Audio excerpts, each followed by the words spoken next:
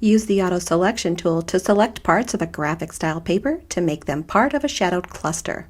Here in Advanced Mode of Photoshop Elements, I have opened the paper that was included in the download. I'm going to get the Auto Selection tool, and in the tool options, I have the new selection icon active, and I'm going to start with the rectangular selection. On the document, I'll click and drag a selection slightly larger than the object that I want to select. So my selection is slightly larger than this circle.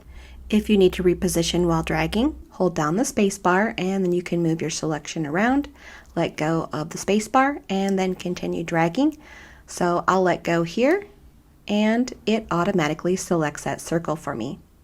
To add additional circles, hold down the Shift key and click and drag again on your document. So I'll place another selection around this particular circle and it automatically selects the boundaries of it, and I'm going to do this one too. And now I have 3 circles selected. Press Ctrl J, Command J on a Mac to duplicate the selection onto a new layer. And here's what my selected pixels look like with a drop shadow behind them. This feature was first released in Photoshop Elements 2023. So if you have a version earlier than that, you will not have this tool. So let's take a look at a few more examples. Here's a paper by Sayyan Designs. This one seems pretty straightforward, doesn't it? I'm going to use those same settings and click and drag over this sunshine badge, like so.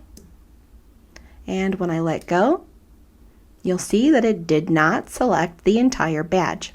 This should show you that this tool still needs a little bit of refinement. It's not going to be perfect every time. If this happens, simply try a different place on the paper. So for example, I'll click and drag over here instead, and that did select that circle. Here is a paper by Simple Pleasure Designs.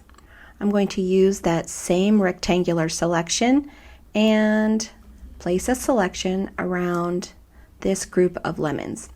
When I let go, the lemons are beautifully selected. Okay, here's an example by Laura Louie. I want to select out this air balloon, so I'm going to still use that rectangular selection. I'll loosely draw a selection around the air balloon, and now it's selected. So here's the scrapbook page that I created using that first paper that I showed you. When you have your selection on a new layer and shadowed, I'd recommend tucking unshadowed and shadowed elements under and over the extracted graphic. If you found this video helpful, please give it a like and consider subscribing to our channel. This has been Jen White with Digital Scrapper. We help you get your stories told.